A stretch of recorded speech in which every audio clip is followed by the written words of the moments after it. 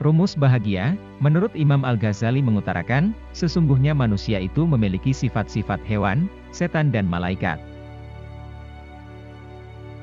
Bahagia adalah komponen terpenting dalam kehidupan umat manusia. Karenanya tidak sedikit mencari rumus bahagia. Siapa orang yang ingin menderita? Jawabannya, pasti tidak ada. Sayangnya, kebahagiaan dan penderitaan merupakan ciptaan Tuhan ini seperti roda, berputar semaunya. Semua umat manusia sepakat bahwa semua makhluk hidup berhak bahagia. Tetapi, adakah yang berteriak sebaliknya, semua yang bernyawa mempunyai hak untuk menderita? Maka, menurut Yuval Noah Harari, proyek besar dari agenda Homo sapiens adalah menemukan kunci atau rumus bahagia. Bagaimana manusia mencapai kesenangan dan kebahagiaan abadi? Sebab manusia bodoh mana yang ingin menderita selama hidupnya? Beribu-ribu tahun manusia mencoba mencari definisi kebahagiaan. Beratus-ratus filsuf berupaya menjelaskan makna kebahagiaan dan rumus bahagia. Tetapi, belum ada kata sepakat mengenai hakikat kebahagiaan. Bahkan, filsuf Epicurus dari Yunani kuno sampai pada kesimpulan sesungguhnya rumus bahagia atau pencarian kebahagiaan adalah pencarian personal.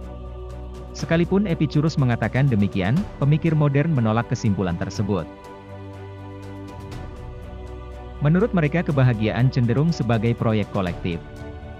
Harari mencoba memberikan ilustrasi mengenai kebahagiaan sebagai proyek kolektif. Tanpa perencanaan pemerintah, sumber daya ekonomi, dan riset saintifik, individu-individu tidak akan bisa jauh melangkah dalam mencari kebahagiaan. Jika negara Anda dipecah oleh perang, jika ekonominya diterjang krisis, dan perawatan kesehatan tidak ada, tentu Anda akan menderita. Tinjuan Harari itu berdasarkan pembacaannya terhadap filsuf Inggris, Jeremy Bentham yang hidup akhir abad 18. Pendirian Bentham menyatakan bahwa kebaikan tertinggi adalah kebahagiaan terhebat bagi paling banyak anggota, dan menyimpulkan sebenarnya tujuan tunggal negara, pasar, dan komunitas saintifik adalah meningkatkan kebahagiaan global. Para politis, pembisnis, sarjana, bekerja bukan bertujuan demi kejayaan raja, negara, atau Tuhan, melainkan agar Anda dan saya bisa menikmati kehidupan yang lebih bahagia. Pada dua hipotesis tersebut, kita menangkap tidaklah mudah. Kita hanya harus terus bekerja untuk mencari dan mencapai kebahagiaan. Kebahagiaan bukan semata perkara kaya atau tidak kaya, atau hanya dengan ukuran mempunyai pasangan atau masih menjomblo. Sekalipun perut kita kenyang, dan orang lain kelaparan menjadikan kita bahagia, belum tentu. Bahkan, Epicurus mengatakan pencarian yang membabi buta terhadap uang, ketenaran, dan kesenangan hanya akan membuat kita menderita. Rumus bahagia Imam Al-Ghazali, bertolak belakang dari pendapat di atas, Imam Al-Ghazali telah menyampaikan rumus bahagia. Di abad 11 beliau telah mencoba membentangkan hakikat kebahagiaan dalam bukunya Kimia Al-Sa'adah. Uraian Al-Ghazali dalam buku tersebut kunci atau rumus bahagia pertama adalah kenali diri sendiri.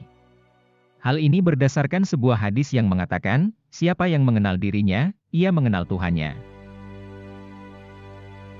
Di sini Al-Ghazali menerangkan mengenal diri adalah langkah awal untuk bahagia, persis seperti pandangan Epicurus. Namun, rumus bahagia dari Al-Ghazali menerangkan lebih jauh, bahwa mengenal diri bukan soal manusia terdiri dari jasad dan ruhani saja. Rumus bahagia dari Imam Al-Ghazali mendalami hakikat mengapa manusia diciptakan, unsur apa saja yang ada pada diri manusia, dan sifat-sifat yang berada dalam tubuh manusia. Al-Ghazali mengutarakan sesungguhnya manusia itu memiliki sifat-sifat hewan, setan dan malaikat. Pekerjaan hewan hanyalah makan, tidur, dan berkelahi. Karena itu, jika engkau hewan, sibukkanlah dirimu dalam aktivitas itu. Setan selalu sibuk mengobarkan kejahatan, tipu daya, dan dusta.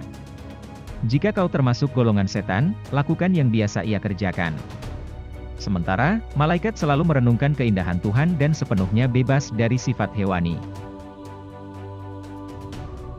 Jika kau punya sifat malaikat, berjuanglah menemukan sifat-sifat aslimu agar kau dapat mengenali dan merenungi Dia yang Maha Tinggi, serta terbebas dari perbudakan syahwat dan amarah. Beri upayalah untuk mencari tahu mengapa kau diciptakan dengan kedua insting hewan ini, syahwat dan amarah, sehingga kau tidak ditundukkan dan diperangkap keduanya.